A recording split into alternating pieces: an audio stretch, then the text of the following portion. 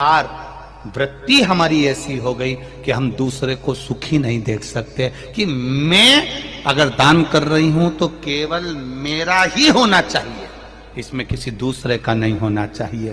पर शिव महापुराण की कथा कहती है, एक चावल का दाना, मात्र एक धान, एक चावल का दाना जब हम शिव मंदिर में समर्पित करते हैं, दान करते हैं, तो जरा विचार करना पुण्य किस किस को मिलता है। एक चावल के दाने का, एक धान का पुण्य किस किस को मिला। पहला पुण्य मिला माता पृथ्वी को, उससे प्रकट हुई। दूसरा पुण्य मिला एक इल्ली को, जिसने इसका स्पर्श कर कर छोड़ दिया। तीसरा पुण्य मिला एक पक्षी को, जिसने इसका स्पर्श कर कर छोड़ दिया। चौथा पुण्य मिला जिसने इसको उगाया। पांचवा पुण्य मिला जिसने इसको झड़ाया। जिसने उगाया था वो नहीं झड़ा रहा, घर की बेचारी पत्नी झड़ा रही। छठा पुण्य मिला जब ये कहीं मलकर निकाला गया, कहीं मशीन में गया, जिसने निकाला। सातवां पुण्य मिला जब ये निकल कर घर में आया, जिसने संभाल कर रखा। आठवां पुण्य मिला जिसने इसको ले जाकर कहीं छोड़ा, बाजार तक पहुंचा, बाजार से फिर वो निकल कर आया। 10वां पुण्य मिला जिसने शिव जी को इसको चढ़ाया। तब इनके खाते में भी एक चावल के दाने का, एक धान का पुण्य कट कट कर जाता रहा और इतने जीवों का कल्याण कर दिया। एक धान, एक चावल के दाने ने इतने को कल्याण कर दिया।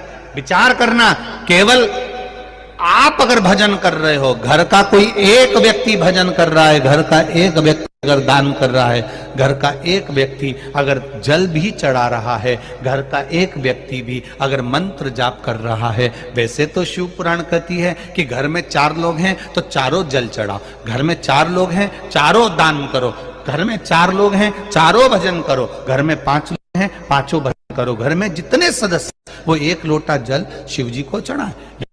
शिव पुराण कहती है। पर मान लो किसी कारण से बेटा नहीं गया, बहू नहीं गई, परिवार वाले नहीं गए, कुटुंब वाले नहीं गए, तो शिव महापुराण ने देवराज नाम के ब्राह्मण की कथा का वर्णन किया। देवराज के प्राण छूटे, उस समय पर देवराज के पास में पुण्य नहीं था, सत्कर्म नहीं था। तब देवराज को मालूम पड़ा कि भगवान शंकर के गण मुझे लेने के लिए आए। तो देवराज ने गणों से पूछ लिया, भोलेनाथ जी से पूछ लिया कि मैंने पाप किया, चोरी करी है, छल करा है, बेईमानी करी है, वेश्यावृत्ति मैंने करी है, उसके बाद भी भोलेनाथ जी मुझे लेने क्यों आए हैं। अब भगवान शंकर ने कहा, तेरी बूढ़ी मां रोज प्रतिदिन शिव मंदिर में जाकर 1 लोटा जल चढ़ाती थी, उसका पुण्य तेरे साथ में आ गया, इसलिए तुझे कैलाश धाम मिल गया। 1 लोटा जल देवराज नाम के ब्राह्मण की माता ने चढ़ाया था, वो 1 लोटा जल काम आया है देवराज के। देवराज करा, मेरे जैसे पापी को आपने तार दिया।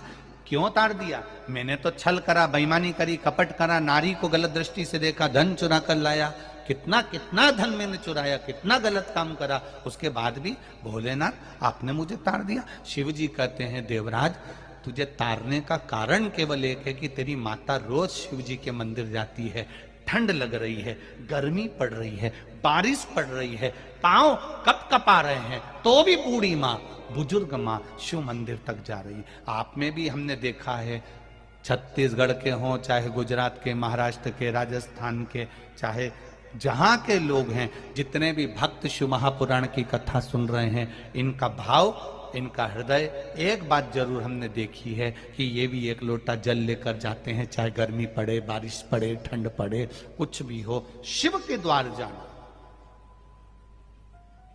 शंकर की चौखट पर जाना। 1 लोटा जल का कितना महत्व है। दधीचि ऋषि की धर्म पत्नी का श्राप देवताओं को लगा, जरा ध्यान देना। कई लोग कहते हैं, गुरुजी ये 1 लोटा जल तुम कहां से लेकर आए हो? ये 1 लोटे जल की महत्वता कहां से लेकर आए हो? जो दुनिया के लोग शिव महापुराण पर उंगली उठाएं, शंकर जी की पूजन पाठ पर उंगली उठाएं, उनको ये कथा जरूर सुना देना कि एक लोटा जल कहां से आया। शिव मंदिर में जब आप कभी जाएं शंकर भगवान की, कभी ऐसा मौका लगे कि आपको लगे कि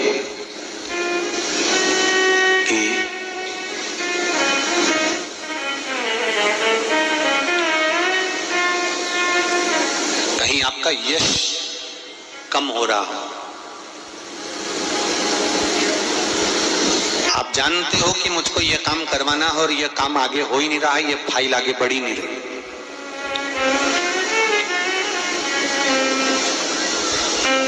आपको लगे ये फाइल आगे नहीं बढ़ रही, शिव जी पे जो जल चढ़ाओ, उस चढ़े हुए जल को जब आप थोड़ा सा लेकर आते हो, आपको बताया था ना कि खाली लोटा नहीं लाना चाहिए, खाली कलश शंकर जी के मंदिर से वापस नहीं लाना। शंकर भगवान को जल चढ़ाया, चढ़ाने के बाद थोड़ा सा जल हाथ में या कटोरी में या कलश में झेल लिया, भले 2 बूंद लाओ पर अपने घर पर लेकर आओ।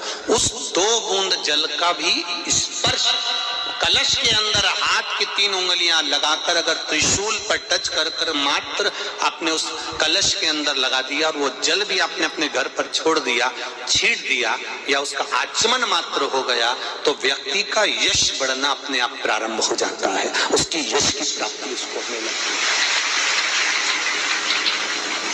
उसको यश की वृद्धि होने लगती, उसको यश की प्राप्ति होने लगती।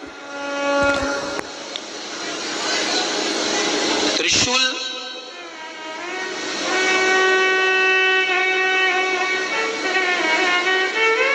का दान,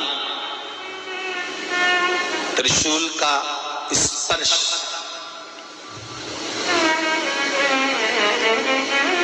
एक बहुत अच्छी बात कहना चाहेंगे, आपके स्मरण में रहना चाहिए, बहुत सुंदर स्मरण। कभी अगर मौका लगे, कभी अगर मौका लगे, और शंकर भगवान का बहुत सुंदर श्रृंगार हो गया, बहुत सुंदर श्रृंगार हो गया, और शिव जी पे माला भी बहुत अच्छी चढ़ी है, बेलपत्र भी अच्छी चढ़ी है, धतूरा भी अच्छा चढ़ा हुआ है, फूल भी अच्छे चढ़े हुए हैं, और आपने देख लिया शिव जी का बहुत अच्छा श्रृंगार हो गया, और तुम्हें कभी मौका लग जाए ऐसा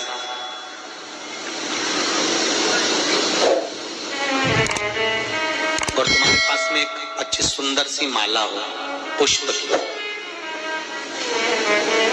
तो आप पुजारी जी को या पंडित जी को कह दो, या पंडित जी मान नहीं हो, शिव जी का अच्छा श्रृंगार हो गया हो, तो वो माला केवल त्रिशूल की, जो त्रिशूल है उस त्रिशूल पर ही उस माला को अगर आपने केवल टांगी दिया तो भी आप उन्नति की सीढ़ी पर आगे बढ़ना प्रारंभ कर देते हैं।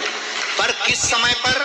जब भगवान का पूर्ण श्रृंगार हुआ, पूर्ण श्रृंगार शिव जी का हो गया और माला तुम्हारे हाथ में है और तुमने देखा भगवान का श्रृंगार हो गया, अब शिव जी पे अगर माला चढ़ाऊंगा और श्रृंगार गिर जाएगा तो उस माला को आप अपने यश प्राप्ति के लिए, अपने आनंद के लिए, अपनी उन्नति के लिए आप उसको त्रिशूल पर चढ़ा सकते हैं। हम कई बार एक बात बहुत अच्छे से आपको वर्णन किए हैं कि शिवालय में जो दीप लगाकर चले जाते हैं, दिया रखकर चले जाते हैं, वो दिया ठंडा हो जाता है, जब वो दिया समाप्त हो जाए, ठंडा हो जाए, बुझ जाए, ठंडा हो जाए, वो दिया पड़ा रहता है। दियों को उठाकर एक जगह पर ले जाकर एकत्रित कर कर बाहर जहां जगह होती हो, डलिया में, खोखे में, वहां रखो।